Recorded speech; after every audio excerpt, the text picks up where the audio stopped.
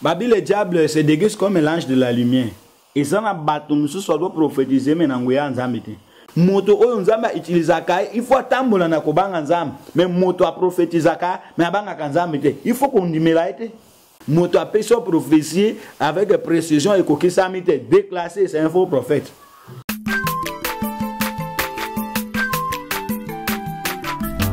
Azamwana moto te o akosangai abongwani pete po awangana nzambe ya le nazarien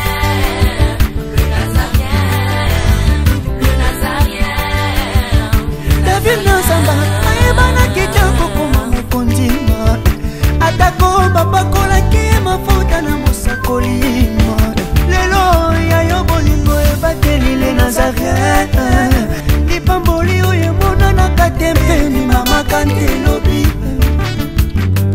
kolapie mapapu masopi mafuta tokokisi.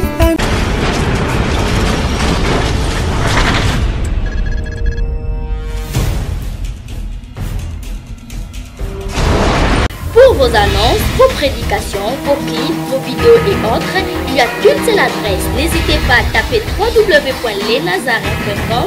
En ces jours, nous sommes en pleine promotion. Extra matraquage. Olingi promotion ya produit na yo e bana monde entier. Olingi actualité, Olingi visibilité. Contactez les Nazarins. 100% chrétien, toujours vos amis.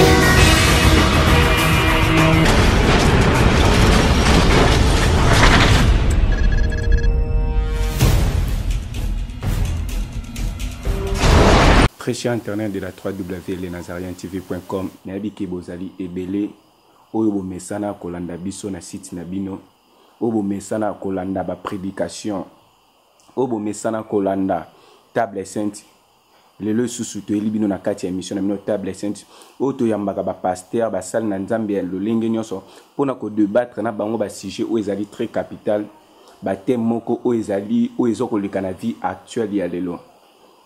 Rapidement na pesi bino na mbote bisika bozali o bokomo mesana na frère na bino Jires mokwa oyo aza koyambela bino ba pasteur o aza koyambela bino ba prophète o bayaka na kati ya les Nazariens.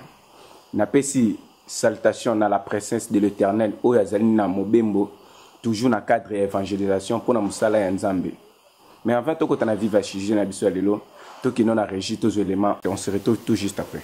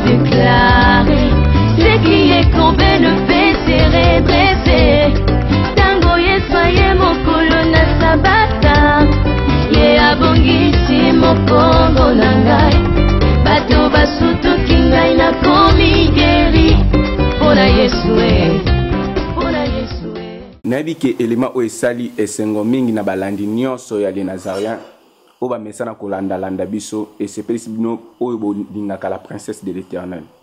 Rapidement na kei pas invité na nga ya journal le o tozali ko partager les thèmes o ezali sur la prophétie. Bonjour prophète Bruno Boaz. Bonjour mon bien-aimé et puis bonjour na ba auditeurs surtout ya les Nazariens. Merci prophète. Tous ko partager nos thèmes o ezali sur la prophétie. Mais avant tout, quand on a thème la biso bonne santé. Nous avons salé grâce à la santé, zobonga malembe. Vraiment na lali pena la muki malamu angolo ensemble santé zabi. Et ça n'en est comme sous première fois mon prophète Bruno Boaz. Alors tout na prophète on a les kakami est-ce que azape na église vie église des années nini. Oui, Nazar représentant légal et ministère de la délivrance. Oyo et Zoami a na Kinshasa, na Centrafrique, puis na Yaoundé. Mais via l'église, c'est bien, l'église a évolué, malamu mingi. Je crois, na prochainement, tu reçois l'émission, on a 4 églises, ou encore prédication, il y a dimanche, et les capins les Nazaréens, bande de va découvrir comment l'église a évolué. Merci prophète. Lelo na kin ou bien partout dans le monde, tout le monde vivre. Tout le monde a makambo, on a habité ce que zalaka ou bien dans la Bible et des abongo. Au comment na lelo musicien a commis pasteur. Au monde a pasteur a loué a commis évangéliste. Au monde évangéliste a nika comme prophète. Le problème est question posée en c'est très important même. Pourquoi? Parce que désordre mingi continue à catcher le christianisme lelo. Oh yo toujours arrivé de comprendre ces mauvais enseignements to pe biso basali to te bana malamu te to pe basali wana bateya malamu te na bato ba bengi bango ba papa molimo. C'est ça. Parce que le ministère c'est quoi mon frère? Ministère eza lokola mwana oboti. Lelo sina za ba fils spirituel na zon akadri bango. Mwana ba pesa ke ministère mala moko ba pesa ka mami balemisa to te. Ezate que lelo bandaki oza évangéliste lobi comme pasteur si mokomi docteur si mokomi apôtre okomi to bishop to nani cardinal bonaboy non ministère ezali d'abord tant to za église au monde ngi na kamba ke église naza ba disciple nazo former nazo apprendre bango makambo nzambe tant nazo apprendre bango makambo nzambe so ba komi na maturité na bano lekisa bango bazoteya tant bazoteya ngai papa molimo nazo yoka manie o bazoteya. Puis na manière ba servir nzambe automatiquement nazo localiser ba ministère na bango na koyeba ke oyo yo aza prophète oyo yo aza docteur oyo yo aza pasteur oyo aza apôtre lokola ngana aza prophète mais na bana na ngami soso na consacrer bango ba apôtre. Pourquoi? Parce que na moni azali na ministère apostolique mais lelo okuta na ba église belé et comment désordre bazo pesa bato ministère na nini escalier. Moto abani ministère si il faut pas sinon ba consacrer comme évangéliste ça ou meli si ma commis pasteur si mango a commis apôtre tu peux a commis prophète donc bazo matisa bato na escalier one za désordre kati ya ministère. Pourquoi? Parce que moto abota makambami balete moto abota makambala moko et puis une fois pour toutes yo bandaka comme pasteur ou comme apôtre ndengini ngana koko za le pasteur mais nazana don ya kosakola nazo sakola mais ministère na ngeza pastoral soki lelo oyo bato bakomi ko modifier ba ministère to condamner bango to condamner papa na bango molimo c'est-à-dire peut-être le moto a consacré na erreur to yemo ko envier kombo moko po azwanango en plein parce que ba église belé mon frère na jires ba pasteur belé ko ba sala nzambe belé ba mona kaneti évangéliste ne zabana ne do évangéliste za mwana bana tina ko na église mususu ba utiliser ka évangéliste comme ba garçon de course et ba pasteur donc moi petit moko courageux ba bengi évangéliste azawana pas même la pasteur bible non et dans l'évangéliste ils ont la pasteur, ils ont la apôtre, ils ont la docteur, ils ont la prophète. Ce sont des 5 ministères. Bisognon surtout de ça, bas ministre de Dieu. Personne est plus grand que l'autre. Bisognon surtout ça, bas ça les ensemble mais ministère de Kesani. Prophète, je le la prophète. Au ko expliquer bana nzambe bazolanda biso prophétie ezanini pena na seigneur prophétiser. D'abord, quand tu as le bassin, ma camotali prophétie, tu peux n'enseigner à prophétiser. Tu connais que déjà la prophétie dans 4 églises. Première chose, c'est aller moto oyo, azana don prophétique. Et puis deuxièmement, ils ont moto azana ministère prophétique. Moto, quand on parle de dons prophétiques, au cours de la 4 églises, parfois c'est mon corps azana don. Il y a prophétie, tant adoration comme ma case, tu peux bazana prier, besoin de prier, nzambe alinga loba, alobi à travers mais moto azana ministère prophétique au prophète et à ministère. Donc likabona ezaka kate ko prophétiser kakate mais ateyaka. Mais azo décortiquer mingi ba livre prophétique mais azali donc azo joie le ciel sur la terre. Azo joie ainsi dit l'Éternel, alors transmettre na bana nzambe. Alors Bible zo yebisa biso que to koyeba vrai prophète na faux prophète ndengeni. Parce que toujours sur la sima kamote différence entre les prophéties et les prophètes. tokoyeba un vrai prophète ou azali na ministère prophétique topé moto azana don prophétique ndengeni parce que bien aimé sujet oyo bopone on a les Nazaréens na table sainte c'est très important. Pourquoi? Parce que ceux qui les église zo quand on a trouble désordre quand on a katia évangile 80% est outil na ba prophète. Donc prophétique et même trouble, désordre dans la église et puis tout le monde vise d'être prophète, de prophétiser et l'autre où sont les vrais et où sont les faux, quelle est les vraies prophéties et où est les faux prophéties. Il y a un babilo qu'on a ce qui est fan de la moto décortiquer en lentement sûrement pour moto na moto se retrouver que zombi sa na siège naïe. Pour ce qui concerne le don prophétique, ministère prophétique ou encore le don prophétique, Bible un vrai prophète, ce qui a prophétisé, ce qui bokoye ba vrai prophète ce qui a prophétisé, prophétie nae et koko kisama. Ndebondimi kaza prophète, mais ce qui m'a prophétisé, prophétie nae koko kisama te bondimaye te. Pour nous, ceux qui ont le ministère prophétique, mais pour ceux qui ont les dons prophétiques, la Bible nous dit que les diables se déguisent aussi comme l'ange de la lumière. C'est-à-dire que mon amour a prophétisé dans l'église, mais à un don anate. Le cas de Tozala na bateau à Kalababa, qui benga ba voyant, à mon agalikambu. Les gens na kutana pena kawana na maman moko boye, musala nzambe peka kalobike, ndeti frère na bomoni a prophétiser wana ngamona yebi bien. N'imbi milimoni a tambola bon mais a prophétisé dans la église. Babi le diable se déguise comme l'ange de la lumière. Et ça na batum sous doit prophétiser mais nangoya nzambete. Bible zo ebisa biso mokolo sous Paul azoleka na Silas. Mama moko boy abani ko ganga mama wana ndia bano prophétiser na mboka pe bato bayoka kimi. Amoni Paul na Silas ba oleka abani ko ganga. Ba o baza basali nzambe abomoyi. Boyoka bango. Botosa makambo so bakolobela bino. Mama wana azoganga. Dans azoganga Paul a tourné miso. Atali mama wana amoni na kati ya mama wana esprit à piton. Tant amoni esprit à piton, Paul a pameli molimo ya piton wana. Albi yo esprit de piton. Bima na kati ya mama oy. Esprit à piton bimi, mama wana akwei dans la prophétie esili. Ya wana na ebisaka bande konanga ba stali nzambe ke ba prophétie oy bima kana ba église na minoko ba frère to ba sœur. Tous à la prêcher que le belango amen. Mais Bible zolobanini, il faut examiner les prophéties. Moto a prophétisé d'abord vase onzamazo utilisé. Première chose, il faut tala état d'âme nae malam ou peut état moline malam. L'esprit de Dieu n'est pas l'esprit de désordre pour agir kat na saleté. Moli mwanzambe za ordre pe sala kat na propriété. Moto oyo nzamba utilisaka il faut tambola na kobanga nzambe. Mais moto a prophétisaka mais abanga kanzambe te. Il faut qu'on dimela ete. Moto oyo azana doya prophétie oyo nzambe azo utiliser okomona pe azo tambola na kobanga nzambe. Pe prophétie nezala ya kutantoni te. Dans mon désordre de ça na ba église moto apé sa prophétie frère apé sa prophétie na alobi lobi na ba apé sombongo lobi angotie silo sombongo te to ni ma prophétie wana non Dieu ne t'entonne pas, Dieu donne des choses avec précision. Est-ce que yangwana nde ekusunga biso to ba bongo ko localiser moto apé sa prophétie avec précision et ko kisamite déclassé c'est un faux prophète. Le logo travaille site internet ba komi ko la kisabatu ndenge ni ba prophétisaka to ebite prophète. Est-ce que le la mostala nzambe le la prophète? Est-ce que vous êtes prophète?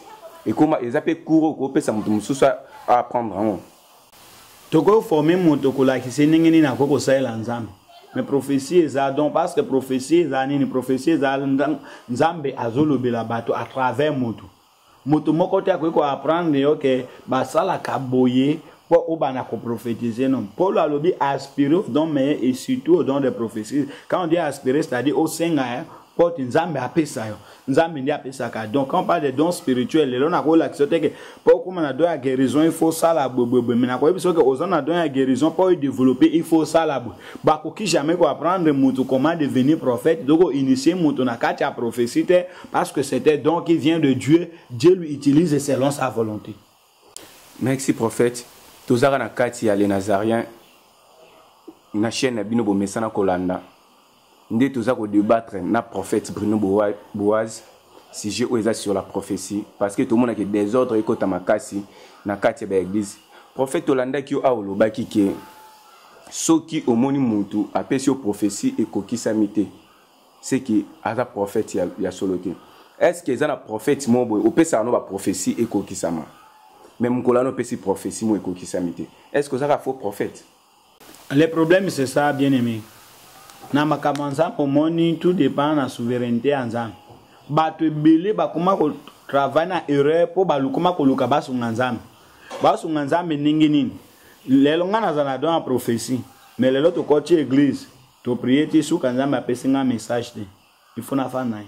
Na lo bate. Moni lo ko bu makabande ko na misusu angwana.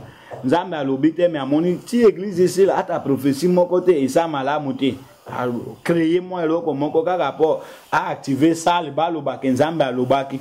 Oh Dieu n'agit pas selon notre pensée, Dieu agit selon sa souveraineté. Le ko la yo ko sina ko mo nzambe ko kanisa te ko imposer nzambe asala bongo pour couvrir mensonge na yo. Nzambe akotika yo ko olide po yo lobi na komoni et puis c'est un grand péché. Pourquoi? Parce que tu pêches contre le Saint-Esprit. C'est ça ce qu'on va pécher contre le Saint-Esprit. Pécher contre le Saint-Esprit, ce sont des faux prophéties aussi. Tango yebi nzambe ke muto ke nzambe alobi te o ko seli mo limu mo santo likambo parce que c'est l'esprit qui prophétise en nous. Donc les âmes malamu te. Donc moto ndenge wana aza faux prophète te mais mokolo wana lobi lokuta soki eza ite c'est-à-dire aza concentré te diable akotika te parce que nzambe akozo utiliser moto so moto na la distrait diable pe akoti yo lokola mosala nzambe lokola prophète ozaleli et arriva déjà que opesi prophétie moko boy olobi prophétie mo mekoki samite et ça la konde nini c'est honte sûrement honte opesa moto prophétie ko kisamate. Parce que Nzambe a cause sakate et puis Nzambe attend ton akate. Quand je parle et agis, c'est une moto puis sur prophétie ko kisami te lo banza mendia lo bakite. So ki santa na ndia kote kati na ite lo bake azalaki animé na pensée charnelle. Mais déjà comme là yo que pesi prophétie mo ekomite. Je vais ici mes prophéties et puis na yango na même moment na nga prophétiser minute. Pour na prophétiser faut na précision. Maintenant ne komela ngata.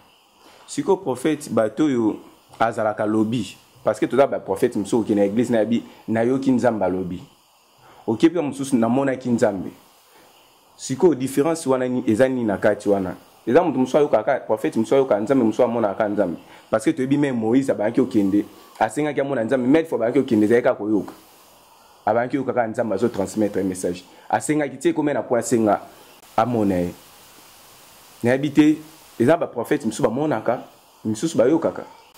Question à nous poser, c'est très important. Au moni, makamoto benyango prophétie. Ils allaient aux joies, voir yanzambi, voir l'obéli moto à transmettre. Ils ont abattu monsieur ba prophétiser, cause au monde a pas ça ba message avec précision. Ils ont donné la prophétie, mais ils ont donné la vision. La vision miroir. Moto a donné la vision miroir beaucoup za na ndenge to sola na obo nzamba zo lakise makamoneti na tableau. Moto na ndo ka wi na moni, samba la kisinga. Yango mona ka langage wana ezaka mibale na yoka ki nzambe alobeli ngato nzambe azolobela nga mosusu alobi nzambe alakisi nga bwe.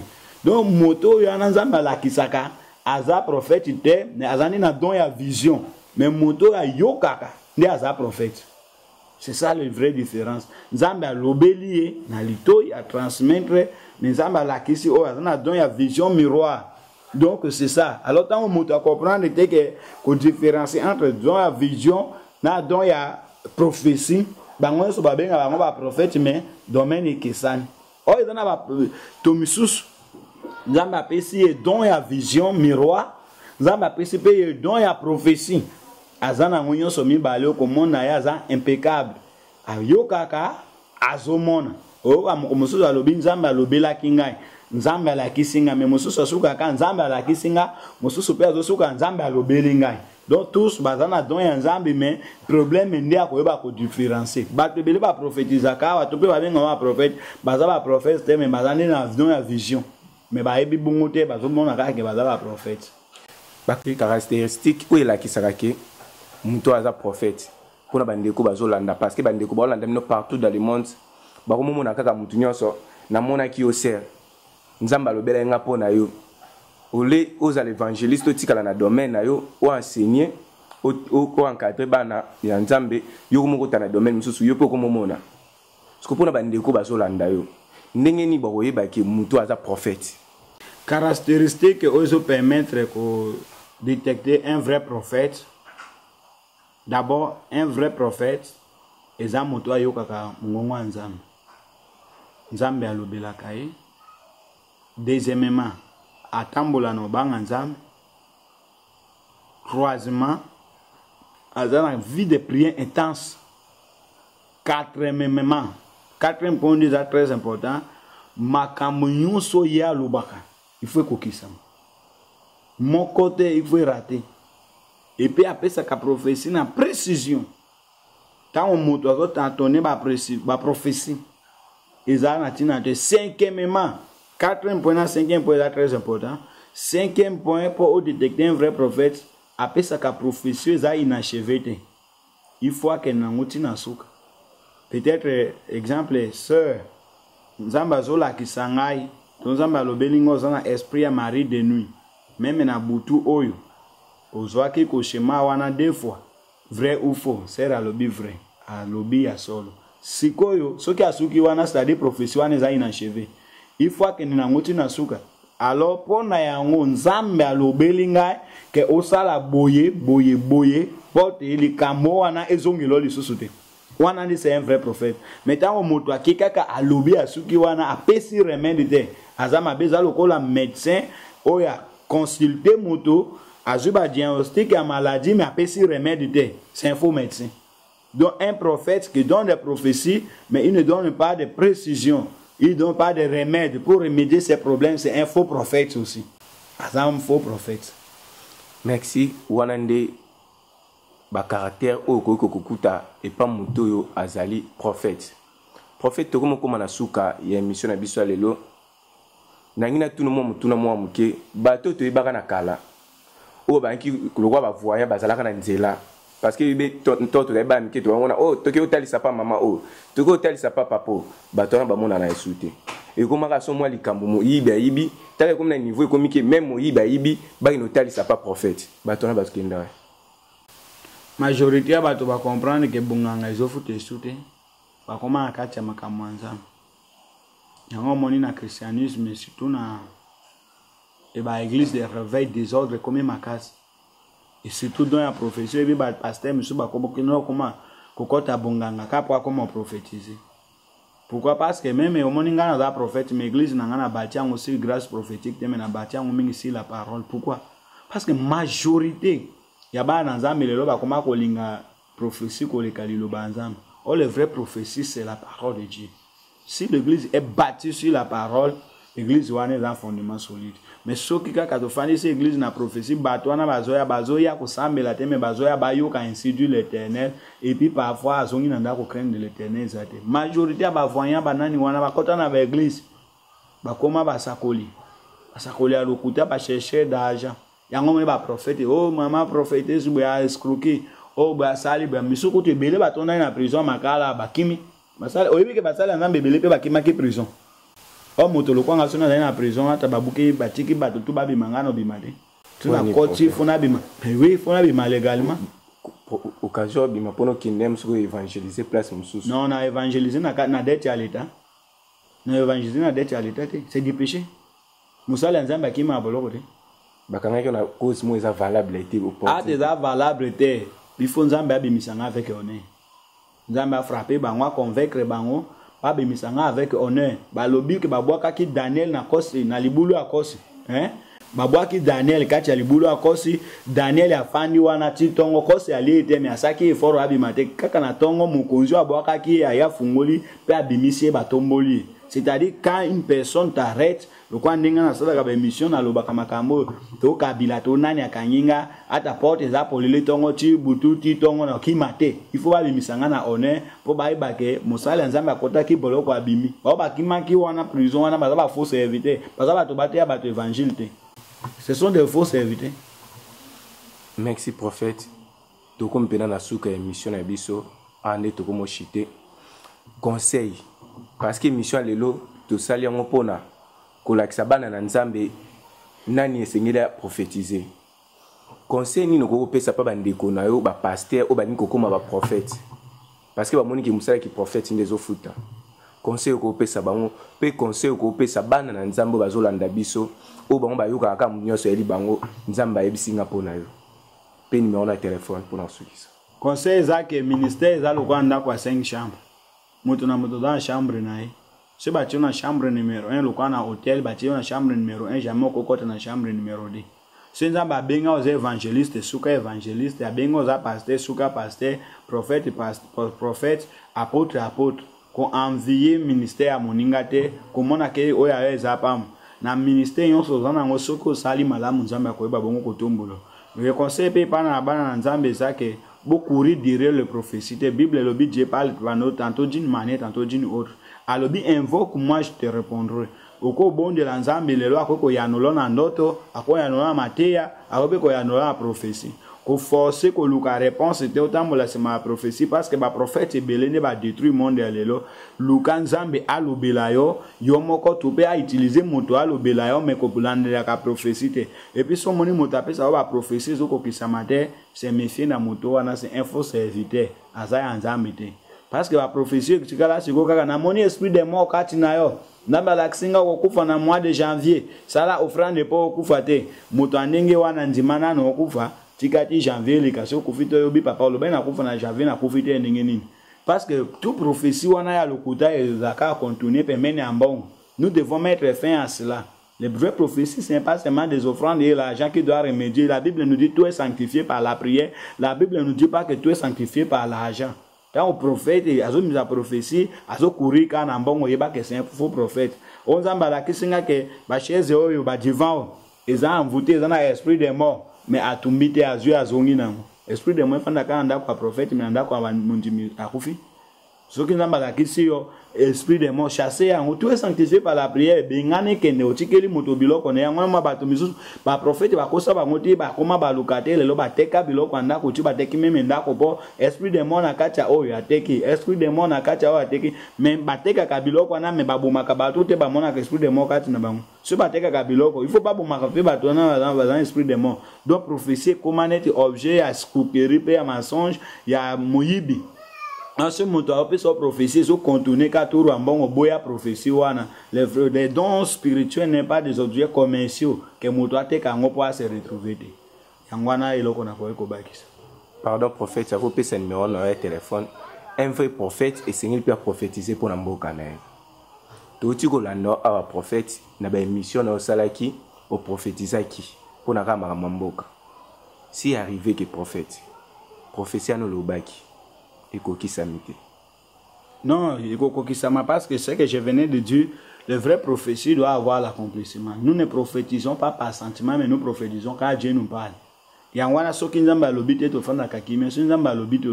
Tout ce que nous avons prophétisé pour les pays aura son accomplissement. Chaque émission librement parce que Dieu a déjà agi. Numéro de téléphone est allé 243 81 00 194 plus 243 81 00 194. Facebook est allé Bruno Boaz Pambola Mama Tiffany Pambola Baudite Yonso Pambola pe équipe Mobima les Nazarien na kombo na Yesu. Merci Bozaki wana kolanda émission na bino table sainte ya lelo o to salina prophète Bruno Boaz o to partager na thème oza sur la prophétie. Exactement ko o ekosunga bana na nzambe o bino boza kolanda pe ke sunga basali ya nzambe pe o bazui occasion ya kolanda biso journal lelo. C'était votre frère Jires Mokwa. Ceux qui osent la réponse ba question au quoi poser juste na numéro o ezana c'est Facebook Jires Mokwa. Tokutani na émission asima. Tika ete nzamba pambola bino ba enyo so bolandi biso ainsi que Alain qui a kala o azaki sima caméra to munani malasima. Ciao.